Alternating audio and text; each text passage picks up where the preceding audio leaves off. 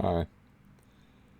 I've been low, like low, and then I had that one day where I was up a little bit, but I was looking at older videos, how I talked faster, and now I talk slower, and whether that's depression or being more at ease on camera, I have no idea.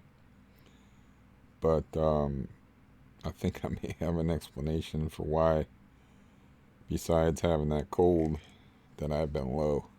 So here's my volume bottle. I'll pour them out.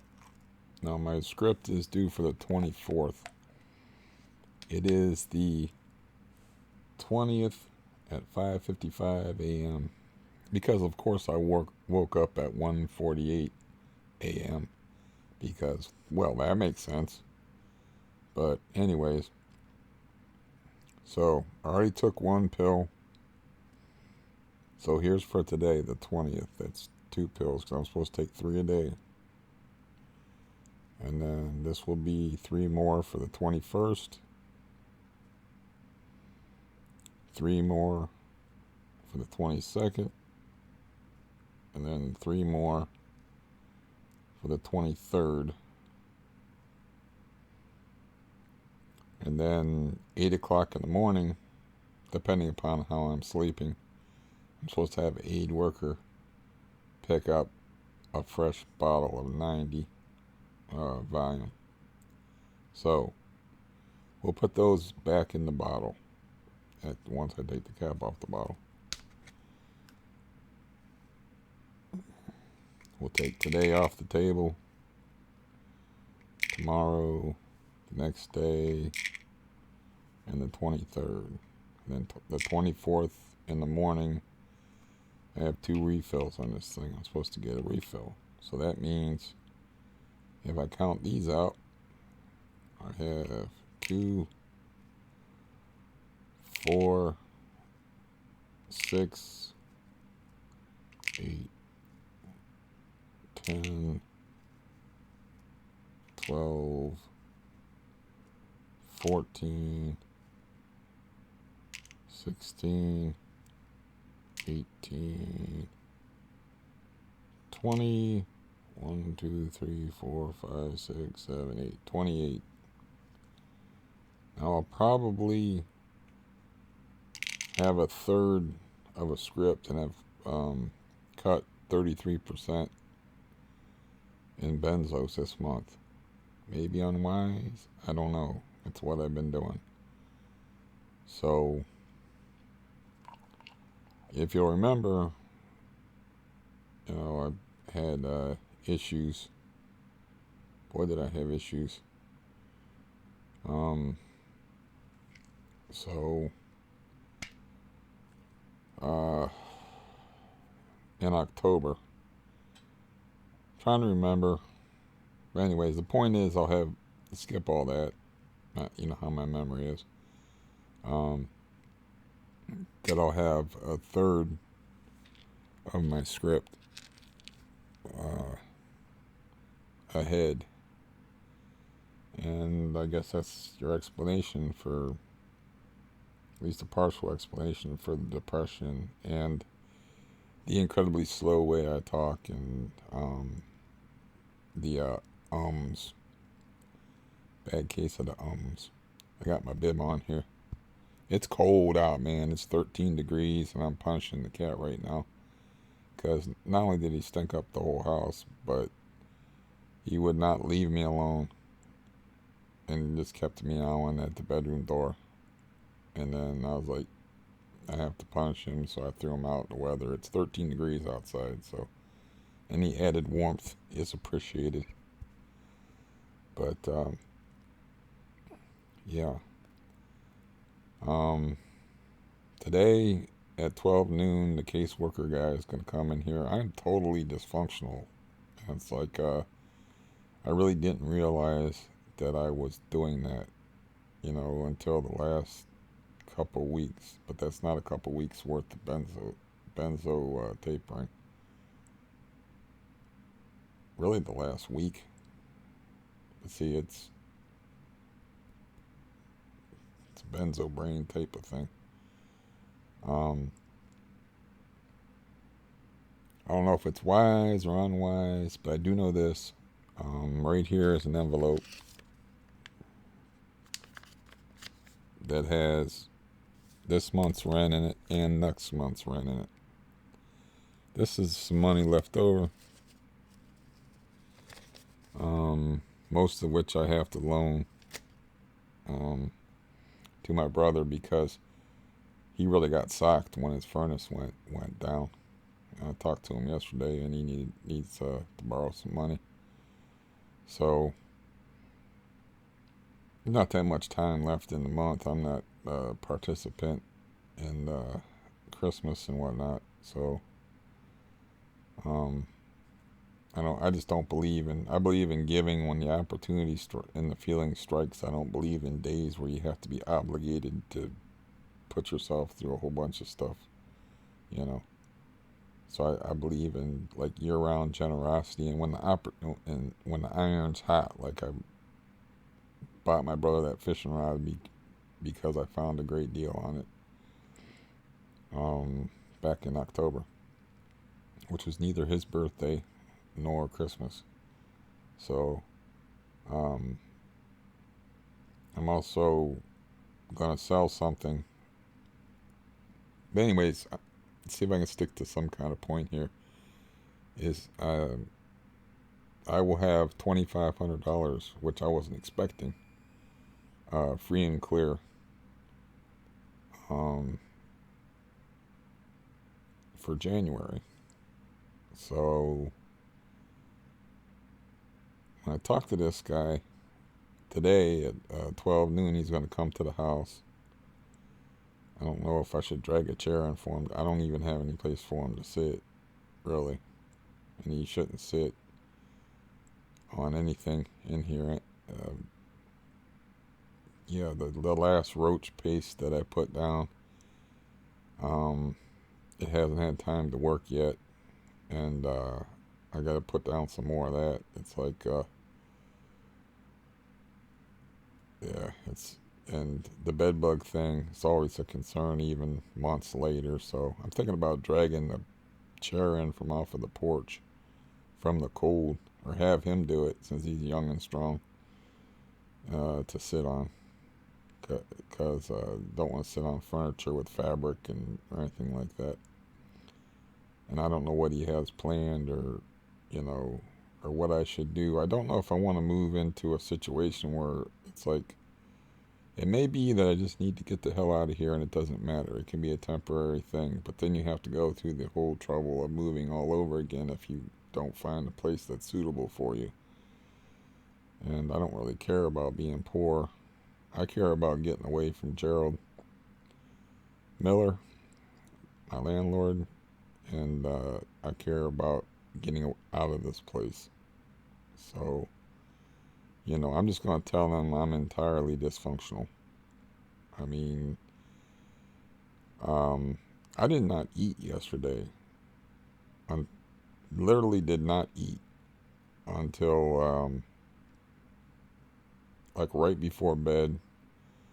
I ate a couple of cookies, a fruit bar, and 2 yogurts because I had to wait up for this aid worker and have an excuse to send her out to get that money. And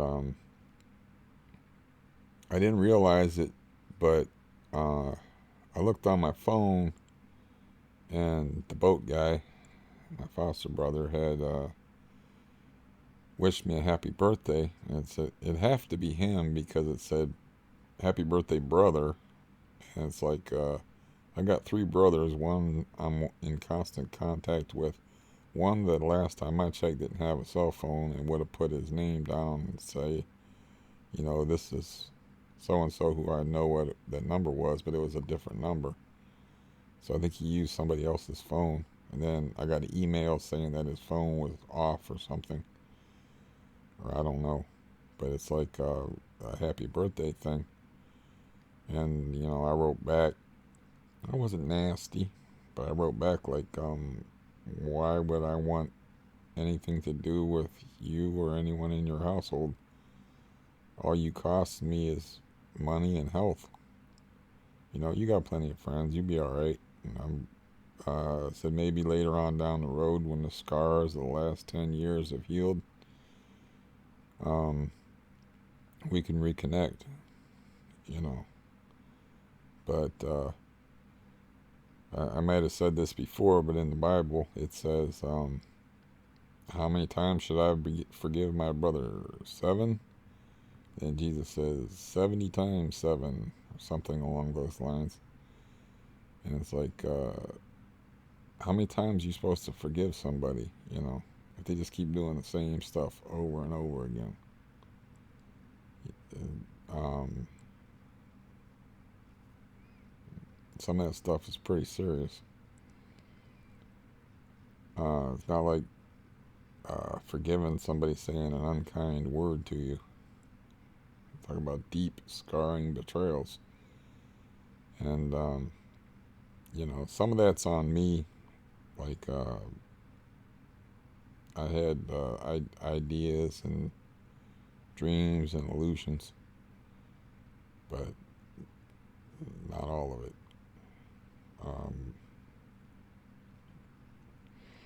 Anyways, I just got done writing that. I was like, well, I ought to write him something. Just ignoring somebody is childish. It's like expressing your feelings as how an adult would do it. So I try to be an adult. I mean, if you look like I do, you ought to try to be an adult and try to match your appearance. So I just said, like, you need to also, like, just give him some advice. I mean, you need to, I didn't say, you're living with your future or anything mean like that. I don't know how his mom's doing. But I said, you need to work, take care of yourself better and eliminate that stress and stop all that damn, or cut down or stop or something. I said about all the smoking, but I mentioned the smoking and the stress because he's got COPD, but I don't think he's had any real heart episodes yet. It's like, I told him, like, man, once you have a heart episode or a heart problem, it changes everything. It's a game changer. So I was like, get smart and take care of yourself is like the last thing I said to him. So it wasn't especially mean. It was just like, asking him, trying to make him think. I'm just asking him questions. Like, why would I want anything to do with any of you people? And it's like, do you remember what I was like? I moved here to be next to your family. Do you remember what I was like when I moved in here? Do you know what I'm like now? Do you even have a clue? I haven't seen him for months and months and months. I don't remember the last time I saw him. Then I pointed out, like, that I don't owe you anything. It's like, all the, the times that he was doing stuff for me, it was always, he always got paid back in cash. Not maybe at the time, but later on. And, as far as emotional support, he got that back double because a couple of times he was supportive to me emotionally. But besides, like, he's got a lot of friends. You don't need me. I was like, you don't really need me, for nothing but loans. So you'll be fine. I said, all we have is a shared childhood and some shared memories. It's like we're not really friends. You got other friends. It wasn't that long of a thing. But it is difficult to write, but sometimes you have to do stuff like that. And so maybe that's, I left the door open. I'm like, maybe we can reconnect. I don't think my sister wants to reconnect with me. My other major beef I got going in my life.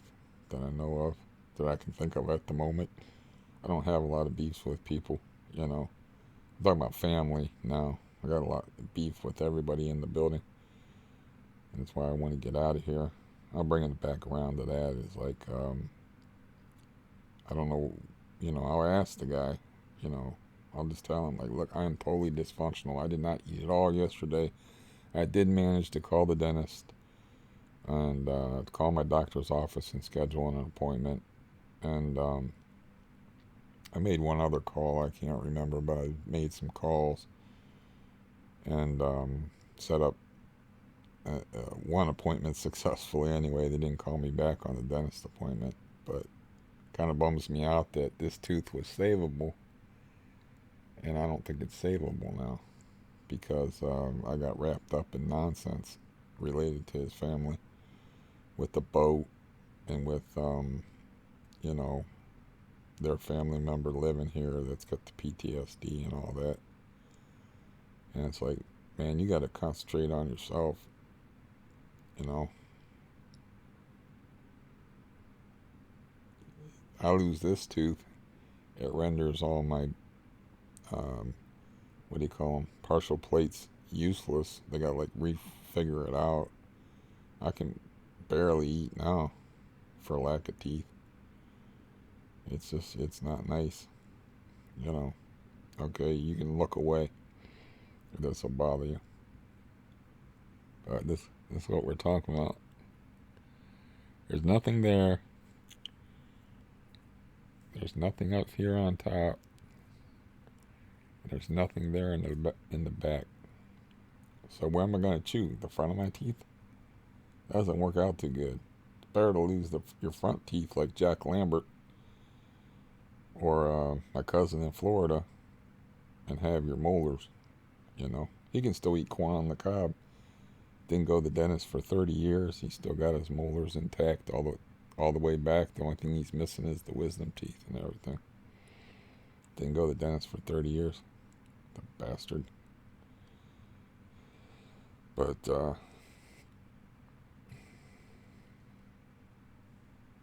you know.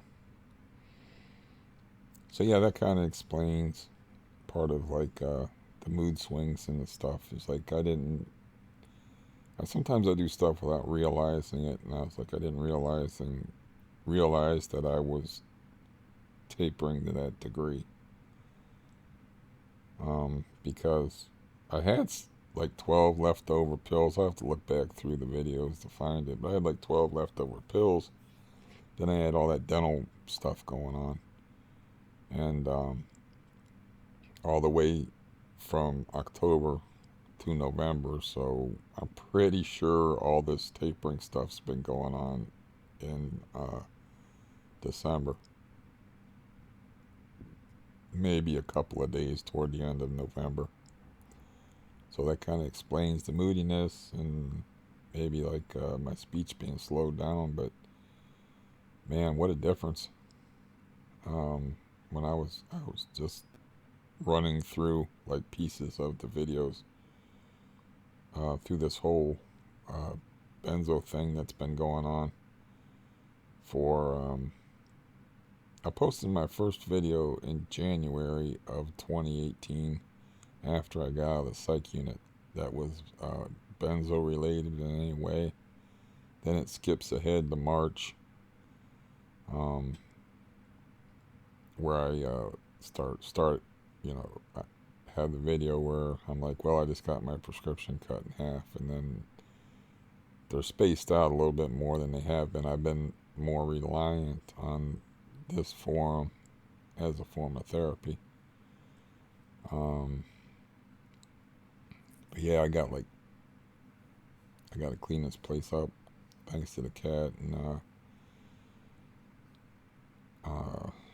do something about making this a less roach friendly environment. And I don't know how long I'm going to be here, but all in all, you know, that's good news. I mean, probably going to be 30 benzos ahead on my prescription. You know, 33% reduction. I don't know if I can keep that up or I can adjust to that, barring any other catastrophe, probably. And plus, I wasn't even expecting to have $2,000 coming out of this month. I mean, I must have miscalculated somehow. So, you know, I'm going to have at least $2,500 to move with. Um, so that's that's good stuff. I mean, I don't feel good. I feel pretty awful, you know, physically. I have trouble. I don't enjoy eating, you know, with missing all those teeth. And the shards still haven't worked out and stuff, you know. And they leave little broken pieces that have to work out. And I'm pretty sure this tooth is a lost cause because it was like a little it was like a little tiny plug that fell out, and then like it did that sometime last summer, and I just was neglectful. So yeah, that's very depressing to me that that was a preventable thing, but I just couldn't. I was just wrapped up in bullshit, and it's easy to neglect yourself when you're, you know, wrapped up in bullshit and other people's nonsense. It's real easy to neglect yourself, especially when it's going to the dentist, because who wants to go to the dentist? So, you know, I wish I could fast forward and just have dentures. You know, I mean, I don't know what dentures are like, but I know what this is like, and it's just, I don't know. I just feel like waving the white flag. I mean, I don't know if it's better. I don't know if when they pull this teeth, if I'll have enough teeth to where they'll meet anymore. You know what I mean? They'll slide past each other. Or unpleasant, unpleasant stuff. At the age of 52, you know, never, never smoked crack, never did meth. Teeth destroyers. It's just some sort of genetic thing, and um, I will admit to not being a regular checkup guy as far as the dentist thing. You know, that yeah. I mean, if I had any kind of like pain or any kind of issue I felt was coming on, I'd go to the dentist, and sometimes they tell me there's nothing wrong. You know, and sometimes they'd be right, sometimes they'd be wrong, but yeah, I was talking to my nephew. That'd be pretty cool to rekindle a relationship with him, but I was talking to um, this my other nephew, and you know, he was talking about his teeth, and he's saying something like his insurance doesn't cover this or cover that. It's like, you know, you can't really tell people how to behave or whatever, but if I see him in person, I can smile at him, scare the fuck out of him. It's like, you know, get to the dentist, dude. Um, but yeah, I'm just a dysfunctional type of person, so you know, I wasn't as dysfunctional as other people I know where they're just don't go to the dentist at all. I know a lot of people like that. Maybe maybe as many as a half dozen I've known in my life that just don't go to the dentist at all. Let the chips fall where they may, and then they go to the dentist with their jaw all swollen up and stuff. It's the only time they'll go. And some of them have insurance. You know, can understand if you're like too poor to pay for it. Um, like I was too poor to save those two teeth. Instead, I got some money to move out here with. I mean, I just had like weigh my options, like sanity or two teeth that I'm probably going to lose later. Let's go with sanity. I don't feel particularly sane right now, but that is the effect of the partly the effect of the tapering, partly the effect of being shut up inside and having all my physical maladies. I'd like to go through this place like a whirlwind, man, and just clean. But I know that I can't do that, and walk. That's dangerous. Like I did some stuff the other day. Sometimes I'm like, almost, how I say, like, I don't really believe there's anything divine looking out for me in particular. But sometimes my legs get in such weird positions and I still manage not to fall. I feel like I got caught, you know. It's almost enough to make me believe that somebody's looking out for me. Yeah, just a little, you know, just like a pinky holding me up from uh, especially the other day, man. I was exhausted because I had to wait up for this health aid worker, and I hadn't eaten all day. Bad plan, But I couldn't get out of bed. Like I said, I made a couple of phone calls. Wish I made a fuck. And that's all, man. It's like that's all my depression would allow. I wouldn't allow me. I didn't want to eat. I just didn't eat, and so I got dizzier, and I was exhausted anyway because of lack of sleep, and I got my legs all crossed up, and I'm like, you know, you see that on TV all the time, where these people have these accidental deaths and stuff, where they fall and they hit their head on the edge of a counter. That stuff happens. It happened to Artie Lang on the Howard Stern show, where he had a heroin nod and his face was all busted up and he had to go to the emergency room because he fell and he hit his face on, like, I think a motel end table or something. And that stuff actually does happen. I've just been lucky so far. When I fall, I got room to fall. I keep my house that way on purpose. But no, I don't really feel like rambling. I'm grateful, and you know who you are, to the guy that paid me that beautiful compliment. There's nothing that makes me feel better than to feel like I'm helping somebody out. That's my mother in me, Nothing makes me feel better if they, feel like I'm being useful in some way. So, yeah, but I do this for me and for whoever gets any benefit out of it. And when I look at the older videos where I was talking faster, I think people just got tired of me, or maybe they're like,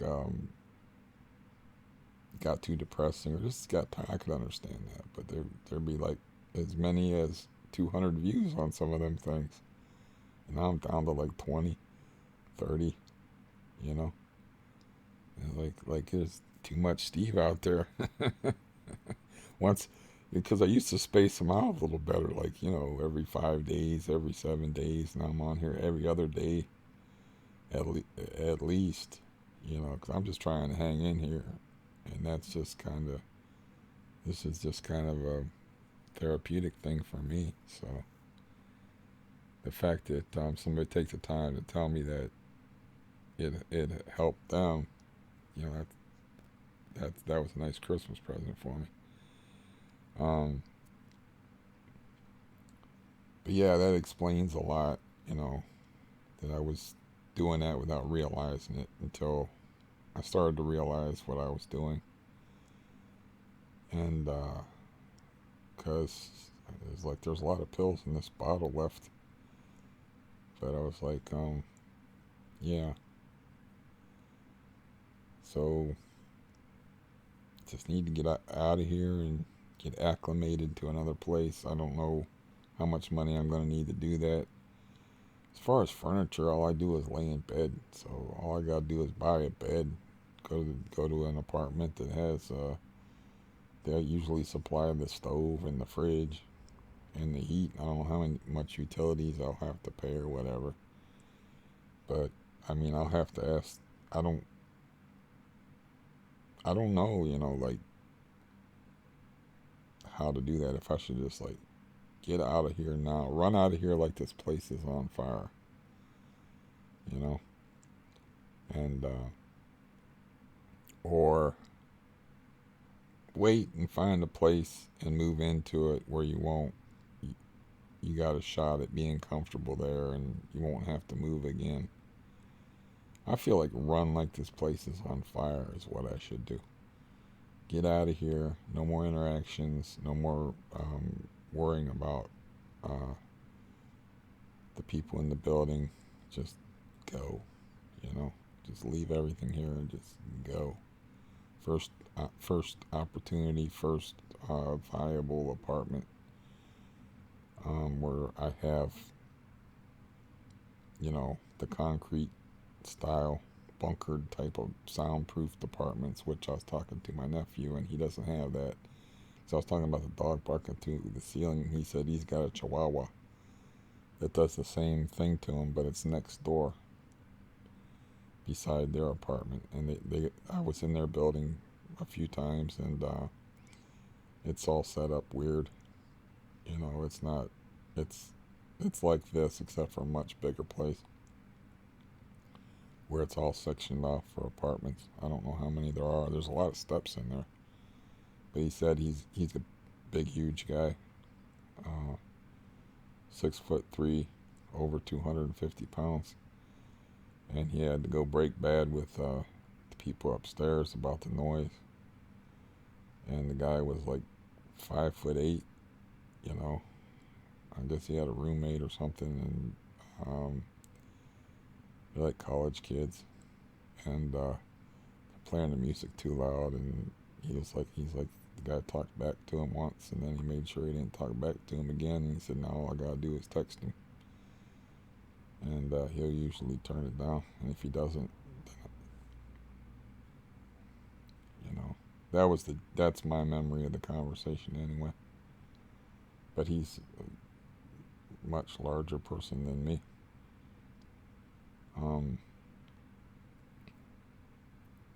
But yeah, that's probably what I'll go with. I'm just gonna tell the guy, look, I'm just completely dysfunctional right at this point. It's like I don't know. I just need to get out of here. I don't care where. And just not take a lot of stuff with me. And then when I move out of that place, I won't have a lot of stuff to take with me. Can't be buying new beds everywhere I go, but I need a new bed anyway. Even if I was to stay here, I would need a new bed. The place is overrun with cockroaches, pretty darn bad. And it's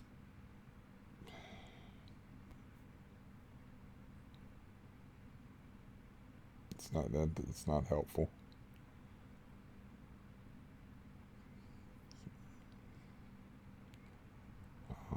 Yeah, that's pretty much it. I just wanted to count those out, show you what was going on. That like I was subconsciously doing that. How do you subconsciously taper to that degree? I was aware of it, I think I mentioned it like a week ago or something like that. But all my extra pills I used up during my tooth crisis where I had 6 teeth pulled in 3 weeks between the October 30th and November 20th. So I remember saying if I could have I had 12 pills left over one of those months, but I was exceeding the dosage on the bottle, 4 or 5 a day during the tooth thing because because it's a tooth thing. So there's positives there anyway. Why do I always do this? I just hang around. I don't know. I think it's because I don't want to go back to my regular life, which is not good. It's probably why I make more videos now, as my life seems more heinous now than it did back then. Or maybe this became an escape. So I just hang on here trying to think of something interesting to say. And really, there's nothing, it's not like hey, I went out dancing last night, man. You should have seen this Hispanic girl. She was all over me. I've got nothing like that. I'm just stuck in a house, trying to survive. But yeah, guy comes at 12, and I'll talk to him. And in the meantime, I have to get off of here. See, I did eat. First thing, that's probably why I woke up at 1:48 because I was starving. And I ate some eggs and hash browns and some asparagus. And it's my favorite frozen meal is like omelet, hash browns, and asparagus. So it wasn't that much of a chore to eat. Um, but so that's where I'm at right now, and I can't stretch this into no hour because I just don't have any material for y'all. And I don't have any lyrics written out for me to sing to you. Um, uh, yeah, I was just shocked, the other day when I counted out the pills and I mentioned that I counted them out and I had extras, I was like, why do I have all these extras? And it's like I was tapering unconsciously. It's just so weird. It's like volume must stick in your system longer because there's no unconscious tapering with Xanax. It's like, I'm getting hit in the face. I gotta cover up, It's not like, suddenly you're just, hey, when's the last time I took my last volume? I don't know. Well, I'll be good for a little while longer yet here. And then I started taking them 12 hours apart, hence 2 a day. I said in one video I was taking them on the 5s. But yeah, it doesn't work that way with Xanax. And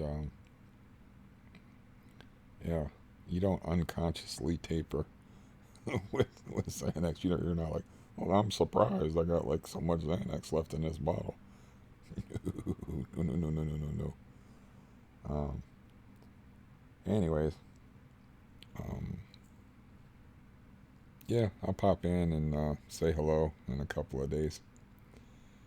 I'm sorry that my stories are pretty well used up, the ones that I can remember anyway. But there was some content here that, that I actually wrote that email, and that, I'll have a third of a prescription left over from this month by unconsciously tapering. I didn't know that was even a possible thing. I was like, why do I have all these extra pills? It's because I just haven't been thinking about it. I just take them when I feel like I need them, you know. So,